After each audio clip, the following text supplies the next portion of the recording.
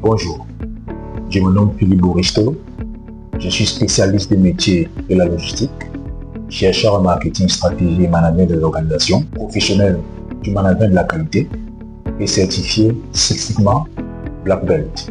Alors, suite à la précédente vidéo que j'ai partagée concernant le Six Sigma, beaucoup de personnes me sont revenues à savoir est-ce que le Six Sigma dans le contrôle des déchets ou des rebuts dans un processus industriel, est-ce que le Six Sigma était la seule valeur par laquelle on pouvait évaluer la performance d'une entreprise, sa capacité à réduire les déchets? Je vais rappeler ici que le niveau Sigma représente en réalité le taux de qualité ou de performance d'un processus industriel, basé sur le nombre de défauts que ce processus-là produit par millions d'opportunités. Le niveau le plus élevé, moins il y a de défauts, et plus le processus est efficace. C'est-à-dire, moins votre processus produit des déchets, des défauts, de fabrication, plus il est efficace en réalité. Il existe plusieurs niveaux Sigma. Par exemple, il y a le 1 Sigma, c'est une entreprise qui accepte 690 000 déchets par million d'opportunités. Le niveau 2, c'est-à-dire le Sigma 2, c'est une entreprise qui accepte 308 000 déchets par million d'opportunités, ce qui représente en principe 69,2% de déchets sur le total produit, sur le million d'opportunités. Le niveau Sigma 3 équivaut à 66 800 déchets par million d'opportunités, ce qui représente 93% de taux de qualité. Par contre, le niveau Sigma 4 en lui, il ne tolère que 6210 déchets par million d'opportunités. C'est-à-dire, si vous produisez 1 million d'articles ou de produits, il n'accepte que 6210 déchets. Donc, ce qui fait qu'il y a un taux de qualité qui tend fortement vers 99,38%.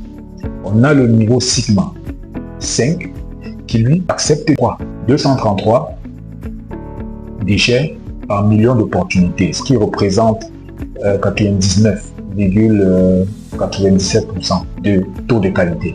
Alors que le Six Sigma, lui, n'accepte que 3,4 déchets par million d'opportunités, ce qui rend le système fiable à hauteur de 99,99% de qualité produite lorsqu'une entreprise est dite certifiée Six Sigma.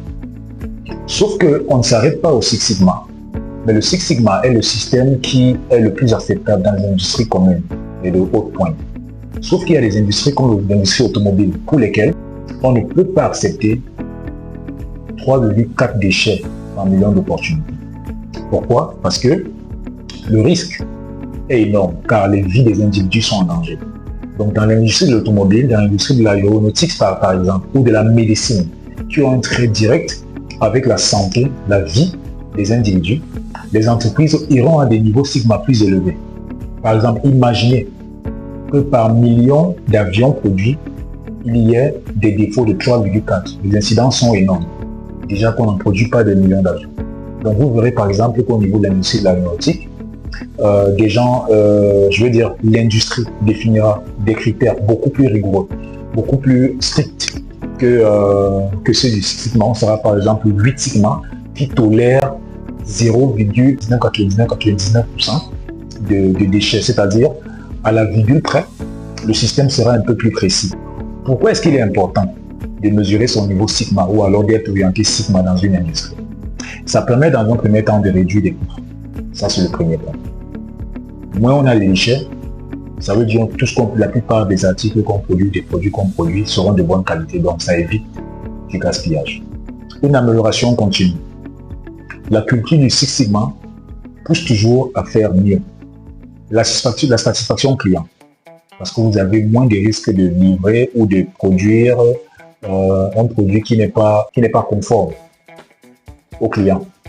Donc, la satisfaction client, parce que vos produits seront toujours, la qualité de vos produits sera toujours l'une des meilleures. Et le dernier point, c'est un avantage concurrentiel.